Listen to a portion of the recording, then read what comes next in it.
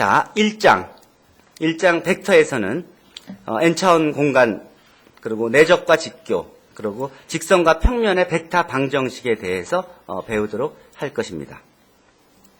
자, 우리 이제 1장에서 다루는 벡터는 사실 우리 주위에 온도나 시간, 길이, 높이 등과 같이 크기만을 가지는 양이 있기도 하지만 크기와 방향을 둘 다 가지는 그런 오브젝트들도 있어요. 그런 것들을 우리가 벡터라고 하는데, 이 벡터는 19세기 말에 전자기학의 출현과 더불어 과학의 전면에 등장하게 됩니다. 이 1장에서는 2차원 또 3차원 공간에서 벡터의 기하학적 의미로부터 벡터의 인너 프로덕트, 올소고넬리티, 프로젝션에 대해서 학습하고, 3차원 공간에서의 직선과 평면의 3차원 공간에서의 직선과 평면을 벡터를 이용해서 나타낼 거예요. 벡터를 이용해서 직선을, 벡터를 이용해서 평면을 나타나게 될 거예요. 그런 내용들을 배웁니다. 처음에 읽을 거리를 몇 가지 줬는데, 여러분이 읽어보면 도움이 될 내용들이니까 읽어보도록 하기를 권해고요. 그리고 나는 내가 여러분들에게 강조하고 싶은 것은, 여러분들의 지금 수학 실력은, 한국 대학생들의, 대학 신입생들의 수학 실력은 사실 세계의 어느 나라 수준의 대학 신입생 수준보다 높아요. 굉장히 높은 편이에요. 자, 이 학생들이 그동안에는 여러 가지 사회가 그동안 발전하는 과정을 반영하지 못해서, 특히 테크놀로지라든지, 어플리케이션이라든지, 또 리얼 라이프 프로그램이라든지를 다루지를 못해봐서 여러분들이 실제 경쟁력을 못 갖는다는 많은 얘기를 가졌지만, 지금은 여러분들이 완전히 이전과는 다른 세상이고, 특히 IT 기술이 발전되면서, 더군다나, 이 모바일 디바이스가, 갖춰진 상황에서는, 테크놀로지 경쟁력도 우리가 굉장히 지금 세계 선진국 수준을 어느 부분에서 넘어서고 있기 때문에, 여러분들이 지금까지 가지고 있는 스트롱한 수학적 백그라운드에 최첨단 그런 러닝 인바이러먼트들을 활용한다 그러면, 여러분들이 대학을 졸업할 때는 아마 하버드나 MIT 학생들보다도 훨씬 더 우수한 학생들, 그 사람들이 못 푸는 문제를 풀 수 있는 학생들이 돼서 졸업할 수 있을 것이라고 자신해요. 자, 봅시다. 그리고 읽을 거리로서 여기에 이런 내용도 줬었는데, 지난 학기에 만들어 본 건데, 이렇게 우리 주위에 수학이 어떻게 펼쳐 있는지 지나다니면서 서울 광장이든지 경복궁이든지 정동이든지 삼청동이든지 등등 그런 내용들, 읽을 거리를 여기저기에 갖다 놨어요. 그러니까 책에서 교재 빈칸에. 자, 그렇게 알고, 자, 1장 1절 공학과 수학에서의 벡터, n차원 공간에 대해 설명하도록 합시다. 자, 아까 얘기했듯이 벡터는 일종의 기하학적 대상으로 크기와 방향을 갖는 오브젝트이다. 유형 성분이다. 그래서 이 시작점과 끝점을 갖고, 시작점과 끝점을 가지니까 표시할 때 우리가 A점에서 시작해서 B점으로 가는 그런 벡터를 X로 쓰기로 하자. 이렇게 한 거예요. 그러니까 시작점과 끝점이 있으니까 다양한 이런 벡터들이 있죠. 중요한 것은 한 벡터를 평행 이동해서 얻은 벡터는 모두 같은 것으로 여긴다는 거예요. 즉, 요게 크기와 방향이 다 같잖아요. 그럼 이건 다 같은 벡터로 여기는 거예요. 크기와 방향. 크기와 방향. 그리고 아까 얘기했듯이 19세기에 전자기학이 발전되면서 벡터가 급격한 발전을 가졌다고 했듯이, 여러분들이 보면 이게 실제 현상이죠. 이런 현상을 표현할 때 실제로는 벡터를 이용해서 이 보라색이 파란색으로, 그다음 초록색으로, 그래서 빨간색으로 이렇게 변해가는 내용들을 보여주는 것들을 애니메이션을 만들면 이렇게 바뀌어지는 거예요. 그러니까 실제로 이 안에는 다 이런 벡터들이 다 포함되어 있다는 소리예요.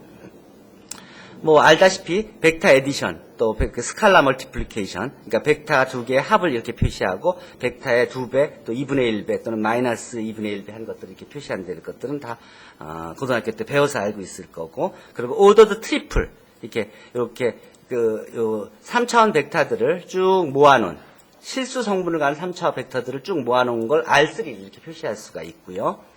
그 다음에 요런 이 세 실수들의 순서, 오더드 트리플을 다 모아놓은 것을 이제 공간 벡터라고 하고, 그 안에 있는 성분을 이렇게 표시하고, 그리고 요 벡터의 컴포넌트를 x1, x2, x3라고 하죠. x1, x2, x3 이렇게 쓸 수도 있고 이렇게 쓸 수도 있는데 요걸 다 벡터인데 그것을 요 벡터 x의 성분이라고 해요. 원래는 이렇게 쓰는 게 맞는 거예요. 이게 벡터는 이 경우에 3x1 행렬이에요.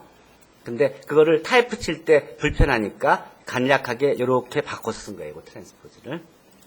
자, 그 다음에 두 벡터가 같다는 것은 요 성분 x1이 y1과 같고 x2가 y2하고 같고 x3가 y3하고 같을 때 요 두 벡터는 같다 그래요. 이렇게 되려면 두 벡터가 같으려면 먼저 크기가 같아야 되고 그 다음에 각각의 성분이 같으면 그 두 가지 조건을 만족하면 두 벡터는 같은 벡터라고 얘기할 수 있어요. 점 P점과 점 Q점이 있어서 요걸 시작점으로 하고 이걸 끝점으로 한다 그러면 PQ라는 벡터는 어떻게 표시할 수 있냐면 Y1에서 X1을 뺀 거, Y2에서 X2를 뺀 거, Y3에서 X3를 뺀 요 벡터를, 요 3차원 벡터를 PQ의 벡터로 이렇게 쓸 수 있는 거예요. 요 벡터는 평행이동에도 똑같다고 했으니까 요 벡터가 의미하는 것은 원점에서 X방향으로 이만큼, Y방향으로 이만큼, G방향으로 이만큼 이렇게 표시되는 거죠. 그렇죠? 그러니까 이 두 개는 같은 벡터고 이런 식으로 표시할 수 있다는 소리예요. 원점으로 옮겨서. 자, 그 다음에 또 공간 벡터의 예들을 보여줬죠. 읽을 거리를 몇 가지 설명했는데 처음에 이제 벡터를 표현한 건 아리스토텔레스가 이런 화살표 방향을 이용해서 썼고 그 다음에 갈릴레오 갈릴레이. 요 갈릴레오가 first name이고 갈릴레이가 last name이에요. 그래서 이 갈릴레오는 자신의 역학 논문의 평행사변학 법칙을 이제 구시를 했어요. 이게 이제 여기 이거는 아리스토텔레스는 기원전 사람이고 여기는 갈릴레오 갈릴레이는 1500년대 그러니까 16세기에 태어난 사람이니까 차이가 이 발전에 굉장히 오래 시간이 걸렸죠. 근데 그 후로는 굉장히 빠르게 발전해서 이제 이런 벡터를 기하학에 응용한 것이 이제 메비우스 띠로 유명한 메비우스고 그 다음에 이게 이제 이거를 표현하는 것을 이제 벡터를 이용해서 벡터를 이용해서 이렇게 복소수 x 플러스 iy를 xy라는 그 좌표로 표현하면서 이제 벡터의 유용성이 훨씬 더 커지게 되죠. 그게 R강이고 그리고 이제 해밀턴이 그걸 확장해서 사원수 쿼터니언을 발견했고 그 다음에 n차원 공간은 그라스만이 그런 그 벡터의 개념을 n차원 공간으로 나눈 거예요. 여러분들이 대학교에 입학해서 벡터를 배울 때는 이 n차원 벡터 공간을 배우게 되는 거예요. 기초가 되는 2차원, 3차원은 여러분들이 지금까지 고등학교 때까지 튼튼한 기초를 갖춰온 셈이에요. 자, 봅시다.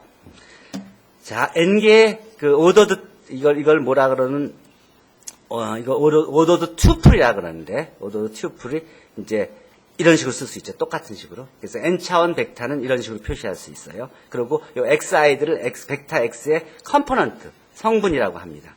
그리고 그런 벡터들을 다 모아놓은 것을 Rn이라고 합니다. Rn은 이게 n개의 컴포넌트를 갖는 벡터들, 실수계수를 갖는 벡터들을 다 모아놓은 집합이에요. 이게 Rn입니다. 여러분이 보통 R2를 이 평면이라고 그러고 R3를 우리가 살고 있는 공간이라고 이렇게 생각하죠. Rn은 n차원 공간이 되는 겁니다.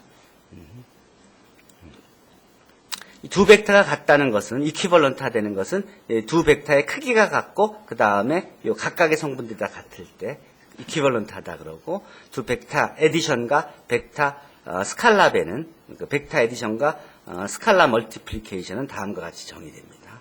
그리고 x에다가 뭘 더해서 x가 되는 벡터가 존재하는데 그걸 0벡터라고 하고 x에다가 다른 벡터를 더해서 0되게 하는 요 벡터를 요 x의 뭐 인버스 벡터 애디티브 인버스라고도 하는데 어쨌든 그걸 쉽게 얘기해서 그냥 마이너스 x라고 씁니다. 그래서 x 마이너스 x 하면 0벡터가 되는 그런 식으로 노테이션을. 그래서 이걸 마이너스 x를 이 마이너스 x는 사실은 x에다가 마이너스 1배라는 스칼라배를 해준 건데 그걸 벡터라고 합니다. 자, 예로 벡터 에디션과 스칼라 멀티플리케이션 하는 예들을 보여주었고요.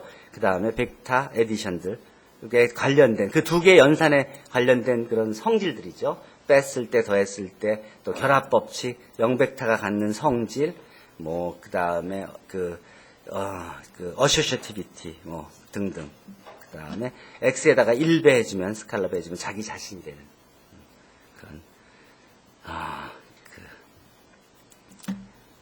얘들. 증명할 때는 쉽게, 이제 이쪽 벡터가 이쪽 벡터랑 똑같다는 걸 보이는 것이니까, 결국 예를 들어서 6번 같이 이 벡터, 레프트 핸드 사이드의 벡터가 라이트 핸드 사이드의 벡터가 같다는 건 레프트 핸드 사이드 벡터는 이렇게 생겼고 라이트 핸드 사이드의 벡터는 이렇게 생겨서 결국은 보면 요 성분이 요 성분이고 그러니까 이거의 첫 번째 성분도 이거고 이쪽의 첫 번째 성분도 이거고 이쪽 레프트 핸드 사이드의 두 번째 성분은 이거고 이 라이트 핸드 사이드의 두 번째 성분도 이거고 해서 각각의 성분들이 다 똑같으니까 이 둘은 같다 하는 식으로 이렇게 증명해 주는 겁니다. 그러니까 정의를 그대로 사용하면 되죠. 시험에는 이런 건 너무 간단해서 안 나오니까 이해만 하고 가세요. 시험에 나올 문제 증명들은 나중에 따로 정리해서 가르쳐 줍니다. 책 교재 앞에 나와 있듯이. 그리고 이런 성질들이 만족한다는 거. 이런 걸 보이기 위해서는 같은 방식으로 좌변과 우변이 똑같다는 걸 보이면 돼요. 그러니까 좌변에 있는 벡터, 우변에 있는 벡터들이 같다는 걸 보이려면 각각의 성분들이 같다는 것만 보여주면 되는 거예요. 그 다음에 이제 중요한 개념이 처음 나오는 게 1차 결합입니다. 벡터들을 몇 개 주고 벡터들의 리니어 컨비네이션 이것을 A, X 이퀄 그러니까 벡터들이 이렇게 K에게 주어져 있고 그것들의 상수배들을 해서 만들어진 벡터를 X라고 한다면 이 X는 V1, V2, VK의 A 리니어 컨비네이션 하나의 1차 결합이라고 해요. 그럼 이 1차 결합들을 다 모으면 그건 집합이 되고 그 집합은 또 다른 이름을 가지고 있습니다. 이 리니어 컨비네이션이 어떤 의미가 있냐면 예를 들어 RGB 컬러를 예를 들면 레드 컬러, 그린 컬러, 블루 컬러를 이렇게 더하면 그러면 무슨 색이 나와요? 세 색을 다 집어넣으면 그러면 흰색이 나와요. 그걸 한번 애니메이션 한번 볼까요? 예를 들어서 이제 세이지에서 보면 이 워크시트에서 레드 컬러를 이렇게 정의하고 100 벡터로 그리고 그린 컬러를 010 벡터로 그리고 블랙 컬러를 001로 정해서 그 세 개를 더해주면 111이 되죠. 그 111이 되면 바로 112 색깔이 의미하는 게 이제 화이트 컬러가 됩니다. 그걸 예로 보면 자 여기서 이렇게 되죠. 이걸 한번 봅시다. 아이고 디스크 is not 오케이. 그러면 아까 여기서 지오제브라가 있고 그렇게 해서 이제 RGB 컬러에서 리니어 컨비네이션이 어떻게 활용되는지를 보여줬고요. 그 다음에 이제 행렬은 여러분들 주위에 이렇게 무슨 뭐 어느 공장에서 뭘 만들고 어느 가게에서 뭐 무슨 물건을 가지고 있고 물류 이런 데서 자연스럽게 표가 만들어지고 표에서 행렬이 만들어지죠. 이런 행렬을 이제 행렬의 안에 있는 하나하나의 숫자들을 엔트리 성분이라고 하고 이제 이런 그 직사각형을 렉탱귤러 에레이라고 하고 요 행벡터 행벡터, 열벡터 이런 식으로 표시해서 이제 이런 행렬들이 이제 그래프하고 또 연결이 되고 이제 그런 것 그래프로 바꿔서 공부하는 게 이산수학입니다. 그 다음에 이제 그게 이제 1장 1절의 마지막이 되네요. 그 다음에 이막 선생님이 에 대해서 소개를 했고 이막 선생님이 우리 한국 수학자로서는 처음으로 외국 저널에 수학 논문을 내신 분이고 현재 과학기술 명예전당에 헌정된 현재까지는 유일한 한국인 수학자입니다. 그분에 대한 인포메이션은 뭐 아래 많이 있지만 이 주소를 보면 그분이 어떤 분이고 어디서 태어났고 뭐 했는지 쭉 설명이 돼 있어요. 관심 있는 사람들은 보도록 하세요. 사실 그게 여러분들이 한번 읽어보라고 한 숙제였습니다. 이분이 여러분 나이일 때 사진이고 이분이 돌아가시기 전에 찍은 사진이고 자 그렇습니다. 그 다음에 이제 연습 문제들이 쭉 있죠. 자, 연습 문제들을 어떻게 하는지들은 여러분들이 우리 뭐 쭉 읽어보면 알겠지만 뭐 벡터를 직접 그려라. 근데 이걸 옛날에 손으로 그려서 숙제를 냈거든요. 근데 구태여 그럴 필요가 별로 없겠죠. 여러분들이 이거를 카피해서 그대로 갖다 놓으면 다음과 같이 그 벡터들이 바로 그려지고요. 그리고 뭐 그 손으로 그리는 거니까 여러분들이 그릴 수 있고 1차 결합하는 걸 보여줬고 그 다음에 뭐 다양한 연습 문제들이 있는데 이런 문제들에 대해서는 1조가 중심이 돼서 문제를 풀고 설명해 주도록 그렇게 하도록 합시다. 자, 그래서 1장 연습 문제들이 있고 여기 QR코드가 있으니까 뭐 스마트폰으로 치면 타입 칠 필요도 없이 여기에 들어가서 이 숫자들 바꿔주면 여러분들이 다른 문제를 만들어서 만들 수 있고 그것을 여러분들이 이메일로 보내서 취합해서 과제로 제출해도 되는 거고 그렇습니다. 그 다음에 뭐 읽을 거리들이 좀 더 있고, 그 다음에 토론과 발표 문제들이 있는데요. 이게 이제, 요거는 그냥 뒤에 앞에는 이제, 답을 구하는 문제들이라고 하면 이건 서술형 문제입니다. 이제 앞으로 여러분들이 배우는 수학들이 바로 이런 식으로 갈 겁니다. 내용을 이해하냐, 설명할 수 있냐, 진짜 배운 내용을 이해했냐, 이걸 토론하면서 여러분들이 학습하면 되겠습니다. 그 외에 이거 읽을 거리들을 몇 가지 더 줬고 이게 여러분들 이번 1주차 숙제였습니다. 자, 이상에 대해서 질문 있으면 질문하세요.